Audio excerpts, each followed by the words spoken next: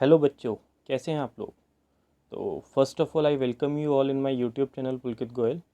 तो बेटा आज से हम अपना class 11th and class 12th की टर्म 1 की स्टडीज़ को कंटिन्यू करने जा रहे हैं। आज से मैं आपको कॉन्टीन्यूस बेसिस पर वीडियोस प्रोवाइड कराऊंगा अकाउंट्स एंड बिजनेस स्टडीज़ की class 11th and class 12th की। ठीक है जी। तो आज हम लोग स्टार्ट करेंगे क्लास 11th का बिजनेस स्टडीज़ का चैप्टर नंबर 1। एंड बेटा name of the chapter is nature and purpose of business. बेटा सबसे पहले चैप्टर को समझने से पहले आप लोगों को कुछ बातों को समझना पड़ेगा। सबसे पहले आपको याद रखना है, आपको ध्यान रखना है कि जो भी हम लोग एक्टिविटीज़ करते हैं ना, है ना, ह्यूमन बीइंग के द्वारा कुछ एक्टिविटीज़ की जाती हैं। तो जो भी एक्टिविटी किसी ह्यूमन बीइंग के थ्रू की जाती है, उस एक्टिविटी को हम ह्यूमन एक्टिविटी बोलते हैं। तो सबसे पहला पॉइंट आपको यही लिखा हुआ है, activities which human beings undertake are known as human activities. ठीक है जी। तो बेटा जब भी कोई ह्यूमन बीइंग एक्टिविटी करता है तो उनमें से कुछ एक्टिविटीज़ तो होती हैं जिनसे कोई व्यक्ति अपना पैसा कमा सकता है, और कुछ एक्टिविटीज़ होती हैं पर्सनल सेटिस्फेक्शन के लिए। तो बेटा पॉइंट नंबर 2 आपका यही लिखा हुआ है, some of these are undertaken to earn money but other are performed to derive personal satisfaction. ठीक है जी। तो कुछ एक्टिविटीज़ की जाती हैं पैसा कमाने के लिए, और कुछ एक्टिविटीज़ की जाती हैं पर्सनल सेटिस्फेक्शन के लिए, राइट। तो बेटा पॉइंट नंबर 3 क्या है आपका, पॉइंट नंबर 3 को पढ़ के देखते हैं। Some of these activities produce direct economic benefits. Example, working in office, running a shop, practicing as a doctor, etc. While other do not produce direct economic benefit. Example, cooking, playing, going to temple, etc. बेटा ये वाला point ये बोलता है कि human activities की कुछ activities तो आप लोगों को डायरेक्ट इकोनॉमिक बेनिफिट प्रोवाइड कराती हैं। डायरेक्ट इकोनॉमिक बेनिफिट प्रोवाइड कराने का मतलब ये है कि आप कुछ एक्टिविटीज़ से पैसा कमा सकते हैं। फॉर एग्जांपल, इनकेस आप किसी ऑफिस में काम करते हैं एज एन एम्प्लॉय, आपने कोई शॉप चलाते हैं, कोई दुकान चलाते हैं, कोई प्रोविज़न स्टोर चला रहे हैं, आप एज ए डॉक्टर प्रैक्टिस करते हैं, कोई क्लिनिक चला रहे हैं आप, है ना। तो ये एक्टिविटीज़ से आप लोग पैसा कमा सकते हैं। हाँ, इसके विपरीत कुछ एक्टिविटीज़ ऐसी होती हैं जिससे डायरेक्ट इकोनॉमिक बेनिफिट्स डिराइव नहीं होते। ठीक है जी। तो इसके भी कुछ एग्जांपल्स गिवन है। फॉर एग्जांपल, हम लोगों की मम्मी सुबह सुबह खाना बनाती हैं, तो क्या खाना बनाने के उनको कोई पैसे मिलते हैं, कोई इकोनॉमिक बेनिफिट ने है उनको? नहीं है। वो क्यों कमा रही हैं? सेल्फ सेटिस्फेक्शन के लिए, पर्सनल सेटिस्फेक्शन के लिए, कि फैमिली के मेंबर्स अच्छे से खाना खा सकें। हाँ, आप लोग शाम होते ही दोस्तों के साथ इकट्ठा होकर क्रिकेट खेलने निकल जाते हैं, तो क्या जब आप अपने फ्रेंड्स के साथ क्रिकेट खेल रहे हैं आपको कुछ कुछ उससे इकोनॉमिक बेनिफिट हो रहा है? आप क्या उससे कुछ पैसा कमा रहे हैं? नहीं। आप डेली सुबह उठकर मंदिर जाते हैं, भगवान से प्रार्थना करते हैं कि हे भगवान हमें अच्छे अच्छे नंबर दिलाइए, अच्छे मार्क्स से हम लोग पास हों। तो क्या ये प्रे करने के आपको पैसे मिल रहे हैं? नहीं। ये तो आपकी पर्सनल सेटिस्फेक्शन के लिए है। तो ध्यान रखना, हम कुछ एक्टिविटीज़ होती हैं जो ह्यूमन बीइंग के थ्रू की जाती हैं, है ना। तो कुछ एक्टिविटीज़ तो पैसा कमाने के लिए होती हैं, कुछ एक्टिविटीज़ पर्सनल सेटिस्फेक्शन के लिए होती हैं। एग्जांपल्स हैं इसके, जैसे आप डॉक्टर हैं, आप कोई दुकान चलाते हैं, आप कोई किसी ऑफिस में काम कर रहे हैं, तो इससे आप इससे पैसा कमा सकते हैं, इकोनॉमिक बेनिफिट इससे होगा। आप खेलने चले गए, मम्मी खाना बना रही हैं, आप भगवान से प्रार्थना कर रहे हो, these are for personal satisfaction. ठीक है। आई होप कि आप लोगों को ये वाला पॉइंट क्लियर हुआ होगा। अब हम देखते हैं कि ह्यूमन एक्टिविटीज़ के कितने टाइप होते हैं। तो बेटा ध्यान रखना, ह्यूमन एक्टिविटीज़ के 2 टाइप होते हैं। Type number 1 is economic activity and type number 2 is non economic activity. तो क्या याद रखना है आपको कि human activities of 2 types. First one is economic activity and the second one is non economic activity. अब वन बाय वन इन दोनों activities को हम समझने की कोशिश करते हैं। तो बेटा सबसे पहले आता है आपका economic activity. Economic activity simple, कि कोई भी एक्टिविटी जिससे आप पैसा कमा सकते हैं, जिससे आपको इकोनॉमिक बेनिफिट हो रहा है, that activity is called economic activity. आप पढ़ के देख सकते हैं, activities which are undertaken by people with the object of earning money are known as economic activity. Clear, कि activities which are undertaken by people with the object of earning money are known as economic activities. कोई भी activity, कोई भी गतिविधि जब कोई व्यक्ति पैसा कमाने के लिए करता है, that activity is called economic activity. Example, आप कोई फैक्ट्री चला रहे हैं, है ना, आपका distribution of goods in a factory, distribution of goods by a wholesaler, retailer, working in a factory, practicing as a doctor, lawyer, working as a teacher in a school. तो इन सब एक्टिविटीज़ से क्या हो रहा है, जो भी व्यक्ति इन एक्टिविटीज़ में एंगेज्ड है, उस व्यक्ति को, उस आदमी को पैसा मिलेगा। वो क्यों कर रहा है किसी दुकान में काम, वो क्यों चला रहा है किसी कोई दुकान, कोई टीचर स्कूल में क्यों पढ़ा रहा है, कोई रिटेलर क्यों बिजनेस कर रहा है, कोई होलसेलर क्यों बिजनेस कर रहा है ना, क्यों फैक्ट्रीज में मैन्युफैक्चरिंग चल रही है, पैसा कमाने के लिए, सिंपल है ना। तो कोई भी एक्टिविटी जो की जाती है for the purpose of earning money, that activity is called economic activity, right. Okay, कुछ इमेजेस भी दे रखी हैं यहाँ पे, आप चेक कर सकते हैं। टीचर पढ़ा रहा है स्कूल में, है ना, a teacher is working in a school, so why she is working, she is working to earn the money. ये प्रोविज़न स्टोर का एग्जाम्पल है आपके पास, है ना। ये आदमी यहाँ से प्रोविज़न स्टोर से कुछ गुड्स एंड सर्विसेज, कुछ गुड्स को खरीद रहा है, कुछ सामान को खरीद रहा है फॉर कंजम्पशन। तो जो इस प्रोविज़न स्टोर को चला रहा है, उसके लिए ये क्या है, इकोनॉमिक एक्टिविटी। ओके, तो अब हमें देखना है टाइप्स ऑफ इकोनॉमिक एक्टिविटी, कि बेटा इकोनॉमिक एक्टिविटीज़ कितने टाइप की होती हैं। तो ध्यान रखना है आपको, human activity 2 type, economic, non economic, and economic activity is of 3 type.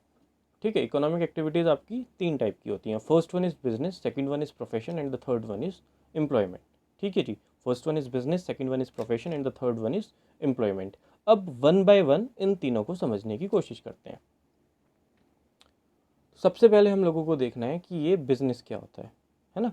तो पढ़ के देख लेते हैं एक बार, फिर देखते हैं ये क्या है ना, आ जाएगा समझ, ईजी है, कुछ ज़्यादा टफ ये चीज़ नहीं है। Business refers to those economic activities which are connected with the production, purchase, sale or distribution of goods and services with the main objective of earning profit। ध्यान रखिएगा, कोई भी इकोनॉमिक एक्टिविटी है ना जो कनेक्टेड है, जो रिलेटेड है किससे, प्रोडक्शन से, परचेज से, से, सेल एंड डिस्ट्रीब्यूशन एक ही तरह यूज़ किए जाते हैं, आप सेल भी लिख सकते हैं, डिस्ट्रीब्यूशन भी लिख सकते हैं, है ना। Goods and services with the main objective of earning profit. आप कोई भी प्रोडक्शन कर रहे हैं, कोई कुछ भी परचेज कर रहे हैं, कुछ भी सेल कर रहे हैं, किसका, गुड्स का या सर्विसेज का। क्यों कर रहे हैं उनका सेल एंड परचेज, क्योंकि आपको प्रॉफिट कमाना है, आपको मुनाफा कमाना है। उस एक्टिविटी को हम लोग क्या बोलेंगे, बिजनेस। ठीक है, तो कोई भी इकोनॉमिक एक्टिविटी जिससे कुछ प्रोडक्शन हो रहा है, कुछ परचेज हो रहा है, कुछ सेल हो रहा है ना, गुड्स का हो रहा है या सर्विसेज का हो रहा है। ठीक है जी, क्यों हो रहा है, क्योंकि आपको प्रॉफिट कमाना है, दैट इज़ कॉल्ड बिजनेस।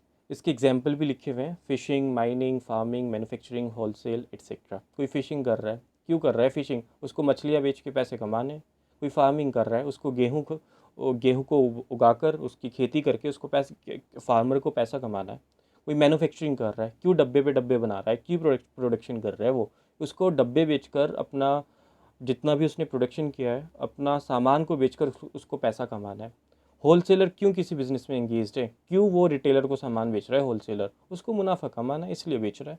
ठीक है जी, यहाँ पे कुछ इमेजेस भी दे रखे हैं आपको, एक इमेज दे रखी है आपको, एक फैक्ट्री की इमेज है ये, है ना, यहाँ पर प्रोडक्शन चल रही है, तो आप इससे भी आपको हेल्प मिलेगी। Okay, next one is profession. Profession में क्या लिखा हुआ है, profession refers to the activities which require special knowledge and skill to be applied by an individual in his work to earn a living. These activities are subject to guidelines or code of conduct laid down by professional bodies, है ना। ये वाला point ये बोलते हैं, professional ये बोलता है, अगर आपको किसी प्रोफेशन में जाना है तो बेटा ध्यान रखना, आपको ना एक स्पेशल टाइप की नॉलेज चाहिए और साथ में आपके अंदर एक स्पेशल टाइप की स्किल भी होनी चाहिए, है ना। अगर आपके पास नॉलेज और स्किल किसी स्पेशल चीज़ की है, देन आप उस नॉलेज और स्किल के बेसिस पर पैसा कमा सकते हैं, है ना। फॉर एग्जाम्पल आपको डॉक्टर बनना है, तो डॉक्टर बनने के लिए आपको स्पेशल नॉलेज की रिक्वायरमेंट है ना, स्पेशल डिग्री की रिक्वायरमेंट है, स्पेशल स्किल की रिक्वायरमेंट है। ऐसे थोड़ी ना कि कोई भी डॉक्टर बन जाएगा, नहीं, उसको प्रॉपर एक पढ़ाई करनी पड़ेगी, एक उसको MBBS की डिग्री लेनी पड़ेगी, है ना। फिर उसके बाद एक उसके पास डिग्री लेने के बाद एक स्पेशल नॉलेज आएगी, कुछ इसकी स्किल्स होंगी, उन स्किल्स और नॉलेज के बेसिस पर वो मार्केट में प्रैक्टिस करेगा। ठीक है जी, एक बात आपको और याद रखनी है, these activities are subject to the guidelines और code of conduct laid down by professional bodies. ये वाला पॉइंट क्या बोलता है बेटा, जो भी किस पर्सन प्रोफेशन में एंगेज होना चाहता है एक चीज़ तो ध्यान रखना, जो भी पर्सन किसी प्रोफेशन में एंगेज्ड है उस आदमी को हम लोग प्रोफेशनल बोलते हैं, ठीक है। तो हर प्रोफेशनल का ना क्या होता है, एक प्रोफेशनल बॉडी होती है, एक पर्टिकुलर स्ट्रक्चर होता है, एक प्रोफेशनल बॉडी होती है। उस प्रोफेशनल बॉडी का उसको मेंबर होना होता है ना, और उसको जो काम करना है ना उस प्रोफेशनल बॉडी के गाइडलाइंस के अकॉर्डिंग करना होता है। फॉर एग्जाम्पल, आप चार्टेड अकाउंटेंट, कोई भी चार्टेड अकाउंटेंट है, then he has to be the member of ICAI, means institute of chartered accountants of India. और वो किस तरीके से काम करेगा, जो गाइडलाइंस ICAI ने बनाई है ना। कोई CS है, कंपनी सेक्रेटरी है, then company secretary has to be the member of ICSI, है ना, institute of company secretary of India. और उसको किसी भी CS को काम कैसे करना है, as per the guidelines of the institute, है ना। तो ध्यान रखना, किसी भी अगर कोई आदमी प्रोफेशनल बन जाता है तो उसको क्या करना पड़ेगा, अब उसकी जो खुद की प्रोफेशनल बॉडी है उसको मेंबर बनना पड़ेगा। इसी को बोलते हैं, और इसी को बोलते हैं, these activities are subject to the guidelines और the code of conduct laid down by the professional bodies, है ना। यहाँ पे कुछ एग्जाम्पल भी दे रखे हैं इसने। Lawyers are professionals who are engaged in the legal profession governed by the bar council of India. बेटा जितने भी लॉयर्स होते हैं वो लीगल प्रोफेशन में इंगेज्ड होते हैं। तो ध्यान रखना, हर लॉयर को मेंबर होना होता है, मेंबर बनना पड़ता है बार काउंसिल ऑफ इंडिया का, ठीक है जी।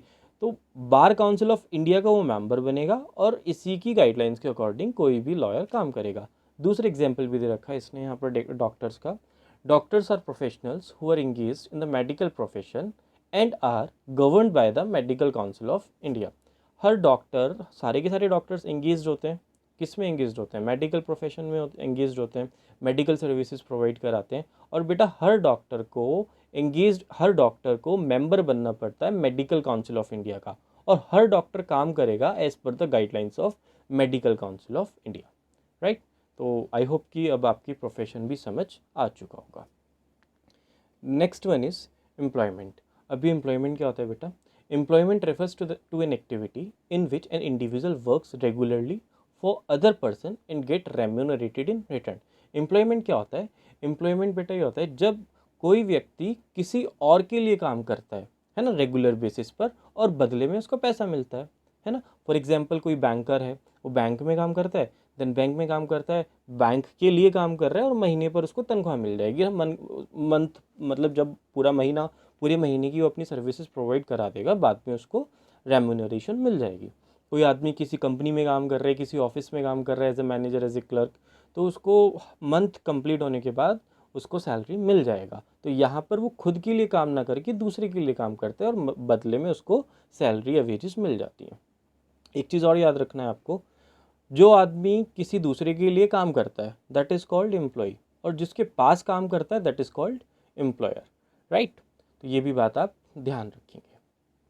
ओके, तो अब हम लोगों को स्टार्ट करना है अपना next, that is non economic activities. अब हमें समझना है कि नॉन इकोनॉमिक एक्टिविटीज़ क्या होती हैं। तो नॉन इकोनॉमिक एक्टिविटीज़ क्या होती हैं बेटा the activities which are undertaken by an individual with the motive of getting psychological satisfaction are known as non economic activities।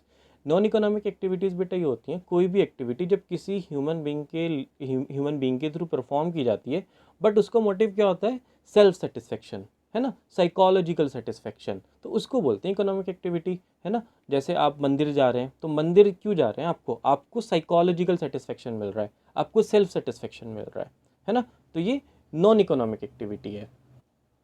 आप कोई चैरिटी कर रहे हैं, आप कोई सोशल सर्विस कर रहे हैं। यहाँ पर इमेज नंबर 2 है जिसमें बनी हुई है, कोई आदमी किसी बैगर को, किसी को मतलब कुछ हेल्प कर रहा है ना, कुछ कपड़े दे रहा है, कुछ खाने के लिए दे रहा है। तो क्यों दे रहा है वो खाने के लिए, उसको सेल्फ सेटिस्फेक्शन मिल रहा है, उसको अच्छा लग रहा है, इसलिए पे कर, इसलिए वो ये वाली एक्टिविटीज़ परफॉर्म कर रहा है। तो ध्यान रखना, नॉन इकोनॉमिक एक्टिविटी क्या होती है, ये वो एक्टिविटीज़ होती हैं जो आदमी परफॉर्म करता है फॉर साइकोलॉजिकल सेटिस्फेक्शन, है ना। इसमें कोई भी इकोनॉमिक बेनिफिट नहीं होता है, कोई भी पैसा नहीं कमाया जाता है, ठीक है। ओके, तो बेटा अब हमें समझना है अपना next topic, that is characteristics of the business या नेचर ऑफ द बिजनेस। तो सबसे पहले है जी आपका इकोनॉमिक एक्टिविटी। याद रखिएगा बेटा, बिजनेस आपका इकोनॉमिक एक्टिविटी होता है ना। बिजनेस परफॉर्म ही इसलिए किया जाता है क्योंकि आपको पैसा कमाना है ना। आप प्रोडक्शन इसलिए करेंगे क्योंकि आपको अपने डब्बे बना के जो भी आपने प्रोड्यूस किए हैं उनको मार्केट में बेचकर पैसा कमाना है ना। सेकंड वन इज़ प्रोडक्शन और procurement of goods and services.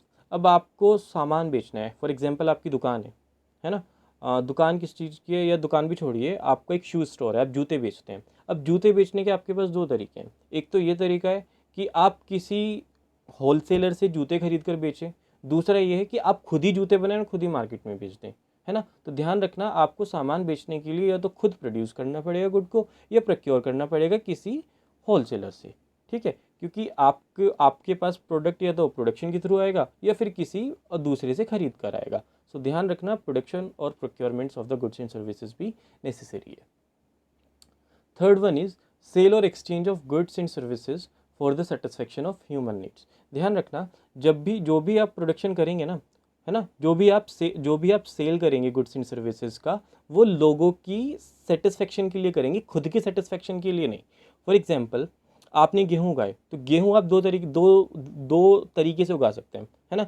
पहला तरीका क्या है कि आपने खुद के लिए गेहूँ उगाए, दूसरा ये है कि आपने गेहूँ उगाए मार्केट में बेचने के लिए। तो अगर आपने खुद के लिए गेहूँ उगाए, है ना, तो ये तो क्या हो जाएगा, ये आपका बिजनेस का कैरेक्टरिस्टिक नहीं है, ये बिजनेस नहीं है, वो तो आपने सेल्फ कंजप्शन के लिए उगाए हैं, है ना। आपने गेहूँ उगाए हैं क्योंकि आपको मार्केट में बेचना है, ह्यूमन नीड्स के लिए आपने गेहूँ को उगाया है। तो ध्यान रखना, यहाँ पर आपका बिजनेस आ जाएगा, है ना। अगर आप सेल्फ सेटिस्फेक्शन के लिए उगा रहे हैं तो वो तो आपका नॉन इकोनॉमिक एक्टिविटी हो जाएगा, है ना। आप गेहूँ उगा रहे हैं मार्केट में बेचने के लिए, तो यहाँ पर आपका बिजनेस आ जाएगा। तो ध्यान रखना, आप जो भी गुड्स एंड सर्विसेज बेचेंगे, जो भी गुड्स एंड सर्विसेज में आप डील करेंगे, वो आपकी खुद की सेटिस्फेक्शन के लिए नहीं होगी, वो लोगों की सेटिस्फेक्शन के लिए होगी। Point number fourth is dealing in goods and services on the regular basis. हाँ, ये इंपॉर्टेंट पॉइंट है कि आप जिस भी गुड्स एंड सर्विसेज में डील करेंगे उसमें रेगुलर बेसिस पे करेंगे, है ना। एक एग्जाम्पल लेते हैं, आपके पास एक स्कूटर खड़ा हुआ है, आपने उसको चलाया, आपने देखा 1 साल बाद वो ख़राब हो चुका है। अब आपने सोचा कि इसको मार्केट में बेच दिया जाए, तो आपने वो स्कूटर मार्केट में बेचा और आपको कुछ उसका पैसा भी मिल गया। तो क्या आप उसको बिजनेस बोल सकते हैं? नहीं, this is not a business. क्यों? क्योंकि वो तो आपने स्कूटर खरीदा, आपने चलाया, आपने बेच दिया। स्कूटर बेचने का आपका काम तो नहीं है। हाँ, अगर आपको एक स्कूटर का शोरूम है ना, आप स्कूटर बेचते हैं, रेगुलर बेसिस पे बेच रहे हैं, तो यहाँ पर बिजनेस आ जाएगा। तो ध्यान रखना, dealing in goods and services on regular basis is also required for the business, right. Okay, next one is profit earning. हाँ, ये इंपॉर्टेंट पॉइंट है कि जो भी आप बिजनेस कर रहे हैं ना, वो इसलिए कर रहे हैं क्योंकि आपको मुनाफा कमाना है। कोई भी बिजनेस प्रॉफिट के बिना सर्वाइव ही नहीं कर सकता, है ना। आप अगर बिजनेस प्रॉफिट कमाने के लिए नहीं कमा रहे हैं, तो इसका मतलब ये है कि आप तो लोगों की भलाई के लिए कमा रहे हैं, और लोगों की भलाई मतलब नॉन इकोनॉमिक एक्टिविटी, और बिजनेस क्या है? Economic activity. तो ध्यान रखना, आप बिजनेस इसलिए कर रहे हैं क्योंकि आपको मुनाफा कमाना है। अगर मुनाफा नहीं कमाना है, then that is not the business, वो तो आपका सोशल वर्क हो जाएगा। Next one is uncertainty of return. Uncertainty of return का मतलब ये होता है बेटा कि ज़रूरी ही नहीं है कि जो आपने बिजनेस किया है उसमें आपको मुनाफा हो ही जाएगा। हो सकता है कि आपने बिजनेस किया, आपको उसमें नुकसान हो जाए, है ना। आप करते बिजनेस इसलिए क्योंकि आपको मुनाफा कमाना है, लेकिन ये ज़रूरी नहीं है कि आपको हमेशा मुनाफा ही होगा, है ना। या अभी मुनाफा हो गया है, हो सकता है अगले साल कम मुनाफा हुआ है, या ऐसा भी हो सकता है कि अभी जैसे लॉकडाउन हुआ था, है ना, अभी सिचुएशन सही नहीं है, तो काफ़ी सारे बिजनेसेस को नुकसान हुआ है ना। फूड फैक्ट्रीज, फूड इंडस्ट्री देखिए आप, है ना, बिल्कुल बंद पड़ी थी, है ना। आप एजुकेशन को देखिए, स्कूल वगैरह सब बंद थे, तो नुकसान तो हुआ है ना। तो ध्यान रखना, uncertainty of business, uncertainty of return भी यहाँ पर एक बिजनेस का कैरेक्टरिस्टिक होता है कि हो सकता है कि जो आपने बिजनेस स्टार्ट किया है उसमें आपको नुकसान होने के चांसेस भी होते हैं। ऐसा नहीं कि आप हमेशा मुनाफा ही कमाते रहेंगे, ठीक है। तो ये हमारा आज का सेशन था बेटा, है ना। आगे का सेशन, आगे का टॉपिक हम लोग अपनी अपकमिंग वीडियोस में कंटिन्यू करेंगे। आई होप कि आप लोगों को सेशन समझ आया होगा, and please don't forget to like, share and subscribe. Okay, so thank you guys, thank you so much.